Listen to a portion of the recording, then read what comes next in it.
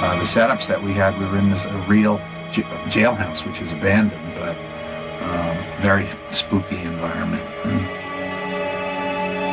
giving it a real sort of stark quality, almost a noir kind of a quality to it that matches the game.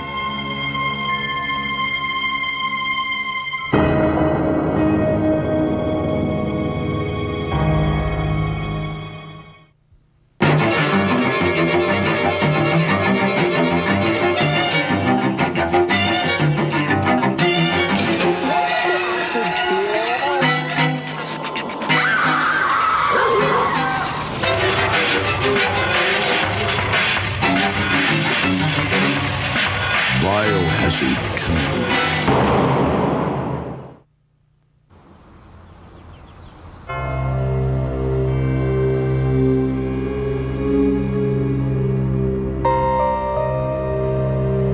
Well, what we were trying to do, this is a commercial for BIOHAZARD 2, but we wanted it to look like a movie, so we basically wanted to produce it very much like a movie instead of like a commercial shoot.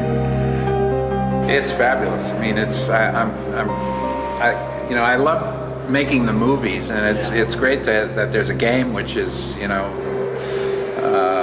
like a flashback to that genre, and it's, I can feel maybe a little bit like I had some influence on it, and so I feel very flattered, And it was just like a small motion picture shoot with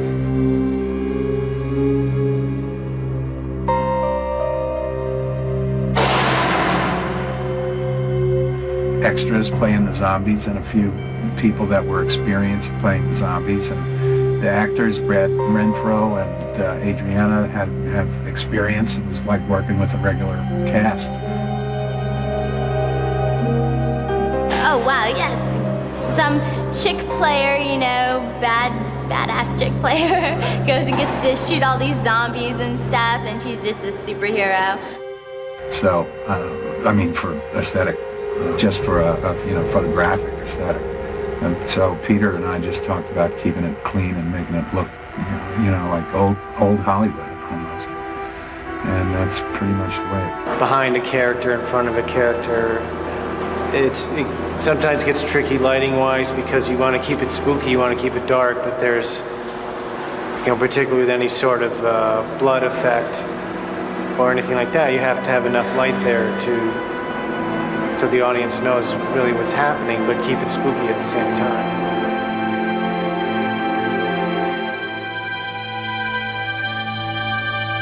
Screaming Mad George was fabulous. I mean, the zombies, he made some really terrific zombies for us. I just wish we could have given them more screen time.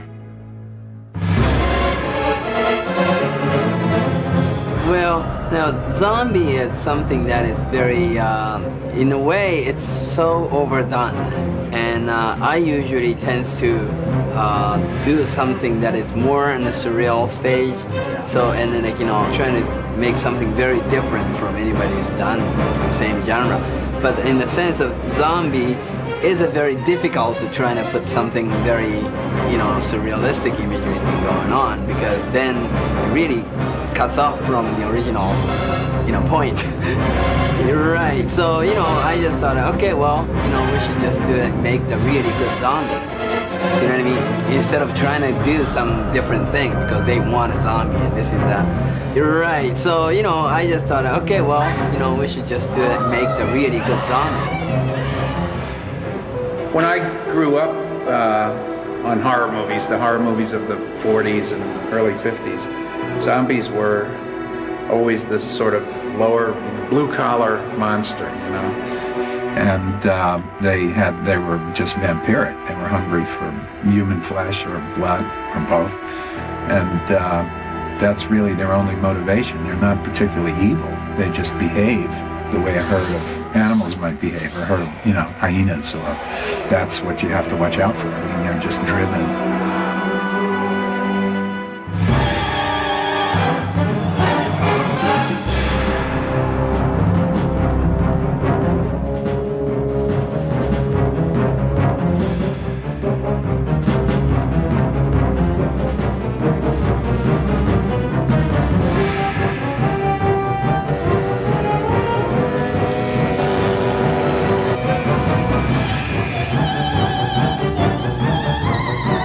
know, it's funny when you get a bunch of zombies in a room.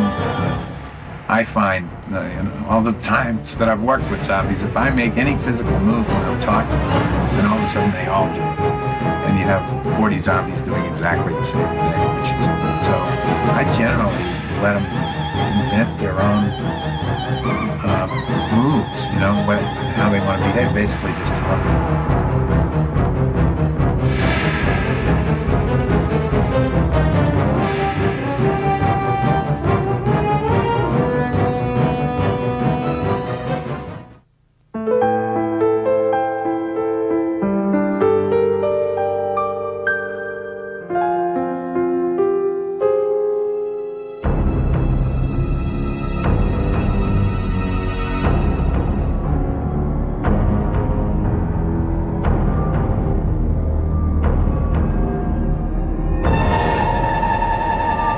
What's that?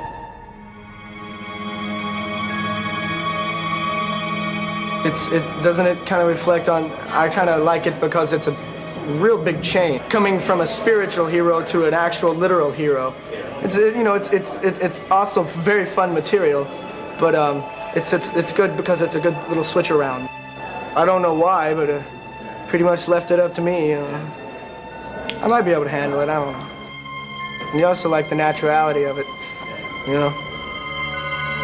mean, Brad was interested in the character, and so even though it's a very short piece, he was interested in, knowing how to handle the guns.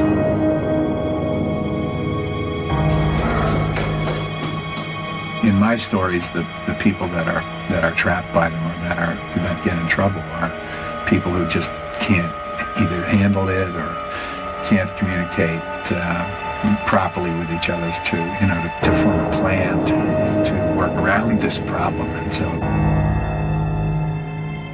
Yeah, we're good. That's all right.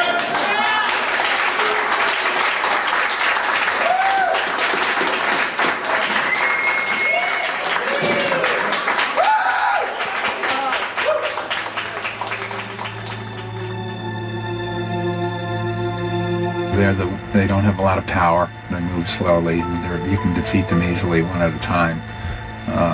But when there's enough of them, and when you're not very organized yourself, or your group can't communicate or whatever, they're going to get you. And those are thematically what I've always worked with.